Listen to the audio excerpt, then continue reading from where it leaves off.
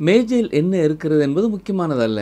இருதயத்திலே என்ன இருக்கிறது என்பதையே தேவன் பார்க்கிறார்.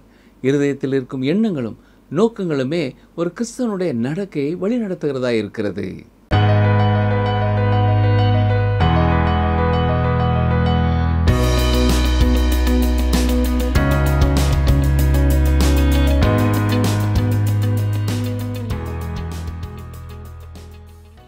TWR வேத ஆராய்ச்சி நிகழ்ச்சிக்காக காத்திருக்கும் அன்பர்களை இயேசு கிறிஸ்துவின் இன்ப நாமத்தினாலே வாழ்த்துகிறோம். நாம் கடந்த செய்தியிலே ரோமர் 14ஆம் அதிகாரம் 4ஆம் வசனங்கள் வரை கற்றுக்கொண்டோம். அந்த பாடத்திலே ஒரு விசுவாசி எப்பொழுதும் மற்றவர்களுக்கு அன்பை கொடுக்கிறவர்களாக இருக்க வேண்டும். அன்பை தவிர நாம் யாருக்கும் எதிலும் கடன்படக்கூடாது என்றும், உங்கள் நேரத்தையும் தேவன் உங்களுக்காக கொடுத்திருக்கிற செல்வத்தையும் நீங்கள் கர்த்தருக்காக பயன்படுத்த வேண்டும் என்றும், நாம் எதை குறித்து அதிகமாக சிந்திக்கிறோமோ அதையே செய்கிறவர்களாக இருக்கிறோம் என்றும், சரீரத்திற்கு கேடுண்டாக்குகிற காரியங்களை ஒரு விசுவாசி புசிக்கலாகாது என்றும் கற்றுக்கொண்டோம். இன்று நாம் அதனை தொடர்ந்து 5ஆம் வசனம் முதல் 17ஆம் வசனங்கள் வரை கற்றுக்கொள்ளப் போகிறோம். இந்த பாடத்திலே ஒரு விசுவாசியின் வாழ்க்கையிலே இருக்க வேண்டிய 3 அடிப்படை சத்தியங்கள் என்ன? நீங்கள் உங்கள் சகோதரனையோ சகோதரியையோ குற்றவாளி என்று தீர்க்கலாமா? ஒரு விசுவாசி தன் சுயாதீனத்தை எவ்வாறு பயன்படுத்த வேண்டும் என்பதை கற்றுக்கொள்ள தொடர்ந்து எங்களுடன் இணைந்திருங்கள். பிரியமான வேத ஆராய்ச்சி நேயர்களே, இன்று நாம் ரோமர் 14ஆம் அதிகாரம் 5ஆம் வசனம் முதல் சிந்திக்கப் போகிறோம். முதல் 4 வசனங்களிலே விசுவாசத்திலே பலமுள்ளவர்களை நாம் சேர்த்து கொண்டு அவருடைய மன ஐயங்களை குற்றமாக நிர்ணயிக்காமல் மற்றவருடைய வேலைக்காரர்களை குற்றமாய் தீர்க்காமல் இருக்க வேண்டும் என்பதை குறித்து சிந்தித்தோம். இந்த அதிகாரத்திலே அப்போஸ்தலனாகிய பவுல் விசுவாசிகளுடைய வாழ்க்கையிலே இருக்க வேண்டிய 3 அடிப்படை சத்தியங்களை குறித்து கூறுகிறார் என்று கூறினேன். திட நம்பிக்கை, நல்லது கெட்டதை அறியும் உணர்வு, 3ஆவதாக மற்றவர்கள் மேலே அக்கறை உள்ளவர்களாக சிந்தித்து செயல்பட வேண்டிய காரியங்களை செய்தல். மூலாவதாக நம்முடைய வாழ்க்கையில் இருக்க வேண்டிய ஒரு உறுதியான நம்பிக்கையை குறித்து நாம் பார்ப்போம். கவனிங்கள், ரோமர் 14:5. அன்றியும் ஒருவன் ஒரு நாளை மற்றொரு நாளிலும் விசேஷமாக எண்ணுகிறான், வேறொருவன் எல்லா நாட்களையும் சரியாக எண்ணுகிறான். அவனவன் தன் தன் மனதிலே முழு நிச்சயத்தை உடையவனாயிருக்க கடவன். எந்த ஒரு காரியத்தையும் குறித்து நீங்கள் உறுதியான நிச்சயமுள்ளவர்களாக இருக்க வேண்டும். இதற்கு முந்தைய பகுதியிலே அப்போஸ்தலனாகிய பவுல் மாம்சம் புசிக்கிறதை உதாரணமாக சொன்னார். இப்பொழுது எந்த நாள் விசேஷித்தது என்பதை குறித்த உதாரணத்தை எடுத்துக்கொள்கிறார். சிலர் கர்த்தருடைய நாள் வித்தியாசமானது என்று சொல்கிறார்கள். சிலர் ஞாயிற்றுக்கிழமையை கர்த்தருடைய நாளாக அனுசரிக்கிறார்கள். இன்னும் சிலர் சனிக்கிழமையை ஆசரிக்கிறார்கள். அருமையானவர்களே, வித்தியாசமாக இருக்க வேண்டியது நாள் அல்ல, அந்த விசுவாசிதான். எது குறிப்பிட்ட நாள் என்பது முக்கியமானது அல்ல. கொலோசியர் 2ஆம் அதிகாரம் 16ஆம் வசனத்திலே பவுல் சொல்லும் பொழுது, போஜனத்தையும் பானத்தையும் குறித்தாவது, பண்டிகை நாளையும் மாத பிறப்பையும் ஓய்வு நாட்களையும் குறித்தாவது ஒருவனும் உங்களை குற்றப்படுத்தாதிருப்பானாக என்கிறார். இந்த நாளை நீங்கள் அனுசரிக்க வேண்டும் என்று உங்களுக்கு சொல்வதற்கு யாருக்கும் உரிமை இல்லை. அதை குறித்து நீங்கள் தேவனுக்குத்தான் கணக்கு கொடுக்க வேண்டும். சிலர் ஓய்வு நாளில் பிரயாணம் செய்யக்கூடாது என்று சொல்வார்கள். ஞாயிற்றுக்கிழமையை ஓய்வு நாள் என்று ஆசரிக்கிறவர்கள் ஊழியத்திற்காக பிரயாணம் செய்வது கூட சனிக்கிழமையே பயணப்பட வேண்டும் என்பார்கள். ஆனால் பிரியமானவர்களே, நீங்கள் செய்யும் காரியத்தை குறித்து நீங்கள் மனதிலே முழு நிச்சயம் உடையவர்களாக இருக்க வேண்டும். சிலர் ஓய்வு நாளிலே தான் விளையாட்டு ஸ்தலங்களுக்கு செல்வார்கள். ஆனால் நான் அப்படிப்பட்ட இடங்களுக்கு செல்கிறதில்லை. ஏனென்றால் அது என்னுடைய நேரத்தை நான் வீணாக்குவதாகும். ஆனால் கடந்து செல்கிறவர்களை நாம் குறை கூற வேண்டியதில்லை. என்னுடைய வாழ்க்கையை பொறுத்தமட்டிலேயும் வேத வசனங்களை கற்றுக் கொடுக்க நான் மிகவும் விரும்புகிறேன். எனவே நான் அதை செய்கிறேன். உலகத்திலே இந்த நாட்களிலே வேறெந்த காரியத்தையும் செய்கிறதை விட வேத வசனங்களை மற்றவர்களுக்கு கொடுப்பதே என்னுடைய முழு விருப்பமாய் இருக்கிறது. இன்றைக்கு திருச்சபைகளிலேயும் பல பணிகள் முடங்கி கிடப்பதற்கு காரணம் மக்களுக்குள்ளே ஒரு உற்சாகம் இல்லை. யாரிடத்திலாவது நீங்கள் ஞாயிறு பள்ளி எடுக்க வாருங்கள் என்று அழைத்தால், என்னையா உங்களுக்கு வேறு ஆள் கிடைக்கவில்லையா? சரி, அப்படி என்றால் நான் எடுக்கிறேன் என்பார்கள். அப்படி சொல்கிறவர்கள் அந்த ஊழியத்தை செய்ய வேண்டியதில்லை. உற்சாகமற்ற நீங்கள் அங்கே செல்வதை விட அந்த பிள்ளைகளுக்கு அந்த வாரத்திலே ஆசிரியர் இல்லாமல் இருந்தால் கூட பரவாயில்லை. வேத பண்டிதர் ஒருவர் சொல்லும் பொழுது, சிலர் திருச்சபை பணிகளிலே ஈடுபடுகிறதுனாலே பாவம் செய்கிறார்கள் என்று சொல்கிறார். சரி, இங்கே நாம் கற்றுக்கொண்ட முதல் கொள்கை என்ன? அவனவன் தன் தன் மனதிலே முழு நிச்சயத்தை உடையவனாய் இருக்க கடவன். இப்பொழுது இந்த கொள்கையை கேள்விக்குறியான காரியங்கள் தொடர்பாக நாம் வைத்து பார்ப்போம். பல இளைஞர்கள், நான் இதை செய்வது சரியா, அதை செய்வது சரியா என்று கேட்பார்கள். உங்களுக்கு ஒரு காரியத்தை குறித்து முழு நிச்சயமுள்ளவர்களாய் இருந்தால், அதிலே தவறில்லை என்ற உறுதி உங்கள் மனதிலே இருந்தால், தைரியமாக நீங்கள் செய்யலாம். உங்கள் மனதிலே ஒரு எண்ணத்தை வைத்துக்கொண்டு மற்றொருவரிடத்திலே போய் இது சரியா தவறா என்று கேட்பீர்கள் என்றால், அவர்கள் என்ன சொன்னாலும் உங்கள் மனதிலே பின்னர் குழப்பம் உண்டாகும். எந்த ஒரு காரியத்தை குறித்து நீங்கள் செயல்படும் பொழுதும் கேள்விக்குறியோடு செயல்படுவீர்கள் என்றால், அது உங்கள் பார்வைக்கு தவறானதாயிருக்கும். மற்றவர்கள் பார்வைக்கு அது தவறாக தெரியாவிட்டாலும் உங்கள் உள்ளத்திலே அதை குறித்த முழு நிச்சயம் இல்லாதபடினாலே அது உங்களுக்கு குற்றமாகவே தெரியும். சீமோன் பேதுரு இயேசு கைது செய்யப்பட்டு காய்பாவின் வீட்டிற்கு கொண்டு செல்லப்பட்ட பொழுது கூட்டத்தோடு கூட்டமாக சென்றிருக்கக்கூடாது. யோவான் அங்கே கடந்து சென்றார். யோவானுடைய வீடு எருசலேமிலே இருந்தது.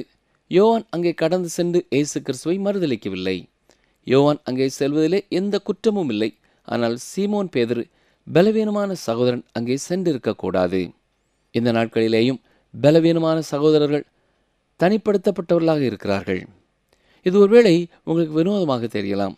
ஆனால் இதை செய்ய வேண்டும், இதை செய்யக்கூடாது என்று சொல்லப்படுகிறவர்கள் பலவீனமானவர்கள். எந்த காரியம் கேளிக்கை ஒரு விசுவாசிக்கு கேள்விக்குறியானதாக இருக்கிறதோ அது அவனுக்கு தவறானதாக இருக்கும். ஆனால் அப்படிப்பட்ட கேளிக்கைகளிலே பங்கு கொண்டும் கர்த்தரோடு கூட நெருங்கிய ஒரு உறவு அவரால் வைத்துக்கொள்ள முடியும் என்றால் அது அவருக்கு தவறாக தெரியாது. ஒரு கிறிஸ்துவை அறிந்த சகோதரி தன்னுடைய போதகரிடத்திலே போய், ஐயா, நான் நடனம் ஆடலாமா என்று கேட்டாளாம். அதற்கு அவர், நீ எங்கெல்லாம் செல்லும் பொழுது இயேசு கிறிஸ்துவை உன்னோடு அழைத்து செல்லலாமோ அங்கெல்லாம் நீ செல்லலாம் என்றாராம். அது அவளுக்கு கோபமூட்டியது. அவரை நான் நடனத்திற்கும் அழைத்து செல்வேன் என்று கூறினாள். அப்படி என்றால் நீ போ என்றார் போதகர். ஆனால் பிரியமான சகோதரனை, சகோதரியே, நடனம் என்று சொன்னால் நம்முடைய இடங்களிலே கலை நிகழ்ச்சிகளிலே, அதாவது ஆலய விழாக்களிலே நடைபெறுகிற நடனம் போல அல்ல. முன்பின் தெரியாத ஆண்களும் பெண்களும் கூட சேர்ந்து தனியாக அறைகளிலே ஆடும் நடனம். அப்படி அவள் ஆடத் துவங்கிய பொழுது முன்பின் அறியாத ஒருவன் அவள் அருகே வந்து அவளோடு நடனமாட ஆரம்பித்தான். அவள் தன் மனதிலே இயேசு கிறிஸ்துவை தன்னோடு வைத்துக் கொள்வதை குறித்து உறுதியானவளாக இருந்தாள். எனவே அவனை பார்த்து, நீ ஒரு கிறிஸ்தவனா என்று கேட்டாள். அதற்கு அவன் இல்லை என்றான். அவளோடு கூட பேச்சை தொடர வேண்டும் என்பதற்காக, நீ ஒரு கிறிஸ்தவளா என்று கேட்டான். அதற்கு அவள் ஆம் என்றாள். உடனடியாக அவிசுவாசியான அந்த இளைஞன் அவளை பார்த்து, அப்படி என்றால் நீ இங்கே என்ன செய்து கொண்டிருக்கிறாய் என்று ஒரு கேள்வி கேட்டான். அன்று இரவு அவள் வீட்டிற்கு சென்ற பிறகு தன்னோடு இயேசு கிறிஸ்துவை அழைத்து செல்ல முடியவில்லை என்பதை உணர்ந்தவளாக, இனி நான் அங்கே செல்லப் போவதில்லை என்ற ஒரு தெளிவான தீர்மானத்திற்குள்ளே கடந்து வந்தாள். ரோமர் 14:6 நாட்களை விசேஷித்துக் கொள்ளுகிறவன் கர்த்தருக்கென்று விசேஷித்துக் கொள்ளுகிறான். நாட்களை விசேஷித்துக் கொள்ளாதவனும் கர்த்தருக்கென்று விசேஷித்துக் கொள்ளாதிருக்கிறான். புசிக்கிறவன் தேவனுக்கு ஸ்தோத்திரம் செலுத்துகிறபடியால் கர்த்தருக்கென்று புசிக்கிறான். புசியாதிருக்கிறவனும் கர்த்தருக்கென்று புசியாதிருந்து தேவனுக்கு ஸ்தோத்திரம் செலுத்துகிறான். ஞாயிற்றுக்கிழமைகளிலே விளையாடச் செல்வதை குறித்தே சற்றே சிந்திப்போம். இயேசு கிறிஸ்துவை உங்களோடு அழைத்து செல்ல முடியும் என்றால், விளையாட்டின் இறுதியிலே அங்கே ஒரு ஆராதனை நீங்கள் நடத்த முடியும் என்றால் அது மிக சரியானது. ஆனால் உங்களோடு விளையாடுகிற மற்றவர்கள் அதே எண்ணத்தோடு ஆராதனையிலே கலந்து கொள்வார்களா? விளையாட்டை ஏன் இப்படி கெடுக்கிறான் என்று சொல்வார்கள் என்றால், நீங்கள் செய்வது சரியானதல்ல. முக்கியமான காரியம் என்னவென்றால், நாட்களை விசேஷித்துக் கொள்கிறவன் கர்த்தருக்கென்று விசேஷித்துக் கொள்ள வேண்டும். அதுபோல மாம்சத்தை புசிக்கிறவன் தன் இருதயத்திலே கர்த்தருக்கு ஸ்தோத்திரம் செலுத்துகிறான். மாம்சம் புசியாதவனும் தன் இருதயத்திலே கர்த்தருக்கு ஸ்தோத்திரம் செலுத்துகிறான். மேஜையிலே என்ன இருக்கிறது என்பது முக்கியமானதல்ல, இருதயத்திலே இருப்பதையே தேவன் பார்க்கிறார். இருதயத்திலே இருக்கும் எண்ணங்களும் நோக்கங்களுமே ஒரு கிறிஸ்தவனுடைய நடக்கையை வழிநடத்துகிறதாய் இருக்கிறது. இப்பொழுது ரோமர் 14:7 முதல் 9 வரை வாசிக்கிறேன். நம்மில் ஒருவனும் தனக்கென்று பிழைக்கிறதும் இல்லை, ஒருவனும் தனக்கென்று மரிக்கிறதும் இல்லை. நாம் பிழைத்தாலும் கர்த்தருக்கென்று பிழைக்கிறோம், நாம் மரித்தாலும் கர்த்தருக்கென்று மரிக்கிறோம். ஆகையால் பிழைத்தாலும் மரித்தாலும் நாம் கர்த்தருடையவர்களாயிருக்கிறோம். கிறிஸ்துவும் மரித்தோர் மேலும் ஜீவனுள்ளோர் மேலும் ஆண்டவராயிருக்கும் பொருட்டு மரித்தும் எழுந்தும் பிழைத்தும் இருக்கிறார். ஒருவனும் தனக்கென்று பிழைக்கிறதுமில்லை, தனக்கென்று மரிக்கிறதுமில்லை என்று சொல்லும் பொழுது பொதுவாக நம்முடைய வாழ்க்கை மற்றவருடைய வாழ்க்கையை பாதிக்கிறது என்பதற்காக சொல்லுவார்கள். ஆனால் இந்த வேத பகுதியிலே அந்த கருத்தோடு சொல்லப்படவில்லை. கிறிஸ்தவ விசுவாசிகளாகிய நாம் கிறிஸ்து அற்றவர்களாக வாழ முடியாது என்ற சத்தியமே இங்கு சொல்லப்படுகிறது. நீங்கள் வாழ்ந்தாலும் அவருக்கென்று வாழ வேண்டும், மரித்தாலும் அவருக்கென்று மரிக்க வேண்டும். நம்முடைய கிறிஸ்தவ நடக்கையானது நம்முடைய மேஜையிலே வைக்கப்படும் உணவு சார்ந்ததல்ல. ஆனால் நம்முடைய வாழ்க்கை தேவனுக்கு முன்பாக வெறித்து வைக்கப்பட்டதாய் இருக்கிறது. அதுவே மிக முக்கியமான ஒரு காரியம். ஒரு நாள் நம்முடைய வாழ்க்கையிலே நாம் செய்த ஒவ்வொரு காரியத்திற்கும் அவரிடத்திலே கணக்கு கொடுக்க போகிறோம். 2 கொரிந்தியர் 5ஆம் அதிகாரம் 10ஆம் வசனத்தை சற்றே கவனியுங்கள். ஏனென்றால் சரீரத்தில் அவனவன் செய்த நன்மைக்காவது தீமைக்காவது தக்க பலனை அடையும்படிக்கு நாம் எல்லாரும் கிறிஸ்துவின் நியாயாசனத்திற்கு முன்பாக வெளிப்பட வேண்டும். அந்த நேரத்திலே நீங்கள் என்ன உணவு சாப்பிட்டீர்கள் என்பது கேள்வி அல்ல. நீங்கள் சாப்பிட உட்கார்ந்திருக்கும் பொழுது உங்களுக்கும் தேவனுக்கும் உள்ள உறவு எப்படிப்பட்டதாக இருந்தது என்பதுதான் கேள்வி. உங்களுக்கு இறைச்சி உணவு இருந்திருக்கலாம், ஆனால் நீங்கள் தேவனற்றவர்களாக வாழ்ந்திருக்கலாம். அல்லது மரக்கறியே உங்களுக்கு உணவாக இருந்திருக்கலாம், இருந்தாலும் நீங்களும் தேவனற்றவர்களாக இருந்திருக்கலாம். இங்கே இயேசு கிறிஸ்துவின் மரணத்தை குறித்தும் உயிர்த்தெழுதலை குறித்தும் சொல்லப்படுவதற்கு காரணம் அவர் மரித்தோர் மேலும் உயிருள்ளோர் மேலும் அதிகாரமுள்ளவராயிருக்கிறார் என்பதை காட்டுகிறது. ரோமர் 14ஆம் அதிகாரம் 10 முதல் 12 வரை பாருங்கள். இப்படி இருக்க நீ உன் சகோதரனை குற்றவாளி என்று தீர்க்கிறதென்ன? நீ உன் சகோதரனை அற்பமாய் எண்ணுகிறதென்ன? நாம் எல்லாரும் கிறிஸ்துவனுடைய நியாயாசனத்திற்கு முன்பாக நிற்போமே. அந்தபடி முழங்கால் யாவும் எனக்கு முன்பாக முடங்கும், நாவு யாவும் தேவனை அறிக்கை பண்ணும் என்று என் ஜீவனை கொண்டு உரைக்கிறேன் என்பதாய் கர்த்தர் சொல்லுகிறார் என்று எழுதியிருக்கிறது. ஆதலால் நம்மில் ஒவ்வொருவனும் தன்னை குறித்து தேவனுக்கு கணக்கு ஒப்புவிப்பான். பிரியமானவர்களே, உங்களுடைய அருமையான சகோதரனை அல்லது சகோதரியை குற்றவாளிகள் என்று நீங்கள் தீர்க்கிறதென்ன? ஞாபகம் இருக்கிறதா? இயேசு ஒரு நாள் எருசலேமிலே இருந்தபொழுது பரிசேயர்கள் சிலர் விபச்சாரத்திலே கையும் மெய்யுமாய் பிடிக்கப்பட்ட ஒரு பெண்ணை கொண்டு வந்து கல்லறிய வேண்டும் என்றார்கள். அப்பொழுது இயேசு அவளை பார்த்து, உங்களில் பாவம் இல்லாதவன் முதலாவது இவள் மேல் கல்லறிய கடவன் என்று சொன்னார். அங்கே ஒருவர் கூட அவள் மேலே கல்லறியவில்லை என்று வாசிக்கிறோம். நானும் நீங்களும் தேவனுக்கு கணக்கு ஒப்புவிக்க வேண்டும் என்பதை உணர்ந்தவர்களாக வாழ வேண்டும். உண்மையாகவே இதை நினைத்து பார்க்கும் பொழுது நமக்குள்ளே ஒரு நடுக்கம் வருகிறது. சில காரியங்களை குறித்து நான் அவரிடத்தில் என்ன சொல்லப் போகிறேன் என்று வியக்கிறேன். எனவே இந்த உலகத்திலே உங்கள் மேலே நான் நியாயாதிபதியாக இருந்து நீங்கள் குற்றவாளிகள் என்று நான் சொல்ல முடியாது. நான் என்னை குறித்து தேவனிடத்திலே என்ன சொல்லப் போகிறேன் என்பதுதான் என் உள்ளத்திலே அதிகமாய் இருக்கிறது. ரோமர் 14ஆம் அதிகாரம் 13ஆம் வசனம். இப்படி இருக்க நாம் இனிமேல் ஒருவரை ஒருவர் குற்றவாளிகள் என்று தீர்க்காதிருப்போமாக. ஒருவனும் தன் சகோதரனுக்கு முன்பாக தடுக்கலையும் இடரலையும் போடலாகாதென்று தீர்மானித்துக் கொள்ளுங்கள். இங்கே பவுல் என்ன சொல்ல விரும்புகிறார் என்றால், பலவீனமான சகோதரர்களுக்கு தக்கதாக நம்முடைய நடக்கை இருக்க வேண்டும் என்கிறார். ஞாயிற்றுக்கிழமை பிரயாணப்படக்கூடாது என்று சொல்கிற ஒரு சகோதரனோடு கூட சனிக்கிழமைகளிலே பிரயாணம் செய்து கொண்டு இருந்தால் நானும் அவரோடு கூட சனிக்கிழமை இரவிலே எங்கேயாவது தங்கி பின்னாலே செல்ல வேண்டும். இவ்வாறு சொல்வதனாலே அவர் சொல்வதுதான் சரி என்று நான் சொல்லவில்லை. பலவீனமான சகோதரனோடு கூட ஒத்து போகும்படியாக நான் அவ்வாறு செய்ய வேண்டும். ரோமர் 14ஆம் அதிகாரம் 14-15 வசனங்கள். ஒரு பொருளும் தன்னிலே தீட்டுள்ளதல்லவென்று கர்த்தராகிய இயேசுவுக்குள் அறிந்து நிச்சயித்திருக்கிறேன். ஒரு பொருளை தீட்டுள்ளதென்று எண்ணிக்கொள்கிறவனவனோ அவனுக்கு அது தீட்டுள்ளதாய் இருக்கும். போஜனத்தினாலே உன் சகோதரனுக்கு விசனம் உண்டாக்கினால் நீ அன்பாய் நடக்கிறவன் அல்ல. அவனை உன் போஜனத்தினாலே கெடுக்காதே. கிறிஸ்து அவனுக்காக மரித்தாரே. கவனித்தீர்களா? பலவீனமான சகோதரனுக்காக கிறிஸ்துவே மரிக்க ஆயத்தமாக இருந்த பொழுது நாமும் பலவீனமான சகோதரனுக்காக சில உணவுகளை சாப்பிடாமல் இருக்கவோ அல்லது பலவீனமான சகோதரனுடைய இருதயம் புண்படும்படியான காரியத்தை செய்யாமல் இருக்கவோ தீர்மானிக்க வேண்டும். ரோமர் 14ஆம் அதிகாரம் 16ஆம் வசனம்.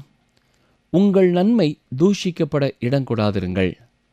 வேறு வார்த்தைகளிலே சொல்ல வேண்டுமென்றால், சுயாதீனம் நமக்கு கொடுக்கப்பட்டிருக்கிறது என்று சொன்னால் அதுவே நமக்கு அனுமதி பத்திரம் என்று எடுத்துக்கொள்ளக்கூடாது. ஒரு விசுவாசி தன்னுடைய சுயாதீனத்தை நன்மையாகவே பயன்படுத்த வேண்டுமே ஒழிய அது தூஷிக்கப்பட இடம் கொடுக்கக்கூடாது. எப்பொழுதுமே நம்முடைய நடக்கை எப்படி ஒரு பலவீனமான விசுவாசியை பாதிக்கும் என்பதை அறிந்து நடக்க வேண்டும். ரோமர் 14ஆம் அதிகாரம் 17ஆம் வசனத்தை பாருங்கள். தேவனுடைய ராஜ்யம் புசிப்பும் குடிப்பும் அல்ல, அது நீதியும் சமாதானமும் பரிசுத்த ஆவியினால் உண்டாகும் சந்தோஷமுமாயிருக்கிறது. தேவனுடைய ராஜ்யத்தை குறித்து இந்த நிருபத்திலே இந்த ஒரு இடத்திலே தான் பார்க்கிறோம். இங்கேயும் அது மத்தேயு எழுதின சுவிசேஷத்திலே மத்தேயு சொல்லுகிற பரலோக ராஜ்யத்திற்கு இணையானதல்ல. அந்த ராஜ்யம் 1000 வருட அரசாட்சியை குறித்தும் பூமியிலே தேவனுடைய ஆளுகையை குறித்தும் சொல்கிறது. இங்கே தேவனுடைய ராஜ்யம் என்று சொல்லப்பட்டிருப்பது தேவனுடைய சிருஷ்டிப்பின் எல்லாவற்றிற்கும் மேலேயும் அவருக்கு இருக்கிற ஆளுகையை குறிக்கிறது. அது திருச்சபையையும் உள்ளடக்கியதாய் இருக்கிறது. யோவான் 3ஆம் அதிகாரம் 3ஆம் வசனத்திலே இயேசு கிறிஸ்து சொல்லும் பொழுது, ஒருவன் மறுபடியும் பிறவாவிட்டால் தேவனுடைய ராஜ்யத்தை காணமாட்டான் என்று மெய்யாகவே மெய்யாகவே உனக்கு சொல்கிறேன் என்றார். இதுதான் தேவனுடைய வார்த்தையும் ஆவியானவரும் ஆளுகை செய்யும் பரலோக வட்டமாயிருக்கிறது. தேவன் எல்லா இடங்களிலேயும் ஆளுகை செய்கிறார். இருந்தாலும் ஆவிக்குரிய வல்லமையினாலும் சட்டங்களினாலும் மட்டுமே அவர் ஆளுகை செய்யும் இடமும் இருக்கிறது. அதுதான் ஒரு விசுவாசியினுடைய உள்ளான வாழ்க்கை. மனிதன் மறுபடியும் பிறக்காமல் இந்த ராஜ்யத்தை காணவும் முடியாது, அதற்குள்ளே பிரவேசிக்கவும் முடியாது. தேவனுடைய ராஜ்யத்திற்கும் புசிப்பிற்கும் குடிப்பிற்கும் வெள்ளிக்கிழமைகளிலே மாமிச உணவு அருந்தாமல் இருப்பதற்கும் சம்பந்தமில்லை. இங்கே நீதியும் என்று சொல்லும் பொழுது ரோமர் 1ஆம் அதிகாரத்திலும் 3ஆம் அதிகாரத்திலும் நாம் பார்த்தோம் அல்லவா, அந்த நீதியை குறிக்கிறது.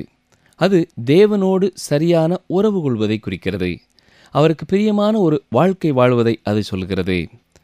பரிசுத்த ஆவி என்று சொல்லும் பொழுது அது நீதியோடு தொடர்புடையதாய் இருக்கிறது. நாம் நிற்கும் நிலையை குறித்து அது சொல்லவில்லை, நம்முடைய நடக்கையை குறித்து அது சொல்கிறது. நாம் பரிசுத்த ஆவியானவரிலே நடக்க வேண்டும். இது நடைமுறை வாழ்க்கை தொடர்பானதாக இருக்கிறது. வாய்மொழியானது அல்ல, இது ஒழுக்க நெறியை குறிக்கிறது. பரிசுத்த ஆவியிலே இருக்கும் நீதியை குறித்து சொல்கிறது. கிறிஸ்துவிலே உள்ள நீதியை குறித்து இங்கே சொல்லவில்லை. இங்கே சொல்லப்பட்டிருக்கிற சந்தோஷம் விசுவாசியினுடைய வாழ்க்கையிலே பரிசுத்த ஆவியானவர் கொடுக்கும் முதல் கனி என்று சொல்லலாம். ஆனால் துரதிர்ஷ்டவசமாக இந்த அநேக விசுவாசிகளுடைய வாழ்க்கையிலே இந்த சந்தோஷம் காணப்படுகிறதில்லை. நம்முடைய வாழ்க்கையிலே ஒரு மகிழ்ச்சி காணப்பட வேண்டும் பிரியமானவர்களே.